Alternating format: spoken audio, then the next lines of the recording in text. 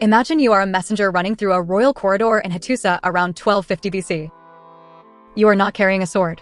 You are carrying a clay tablet, still damp, still vulnerable, like truth before it hardens. The seal on it matters more than your heartbeat. Because if this message is real, it names a place the Greeks will one day sing as Troy. Here, it has another name, Wilusa.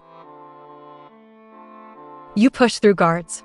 You can feel eyes on you, court eyes, spy eyes, the kind of eyes that measure a man by what he carries. The problem is you don't know what you're running toward. A treaty? A threat? A list of demands from a western kingdom across the sea? You hear fragments as you pass, a border dispute, a runaway prince, a city that keeps changing sides. Outside these walls, the world is tightening like a fist. Ships raid coasts. Kings posture. Grain shipments fail. Everyone is counting allies the way starving men count crumbs. You reach the chamber and kneel. The tablet is read aloud. And the air changes. Because Wilusa isn't a myth in this room. It's a problem on a map. It's a city with obligations, a king with a name, a political crisis that can spill blood. Now imagine the same name, Wilusa, echoing forward, not through song, but through ash layers on a hill.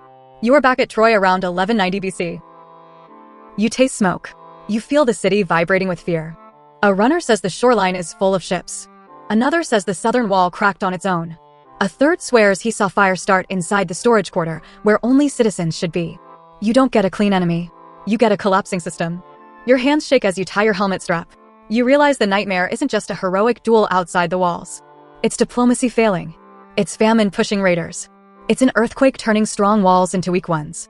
It's a city called Wilusa, Troy, caught between larger powers, the way smaller nations get crushed when empires decide to settle a score. When the dust settles, when the fire cools, your verdict isn't a simple yes or no. The war doesn't need a wooden horse to be real. A real place stands here. Real texts name a city that looks like Troy in the language of kings. And on the hill, a real destruction horizon waits, burned, broken, desperate. The poem may exaggerate, but the danger is not invented. Troy survives as a warning. When politics harden into pride and scarcity turns neighbors into predators, history doesn't end with a footnote. It ends with a city on fire and a name that refuses to die.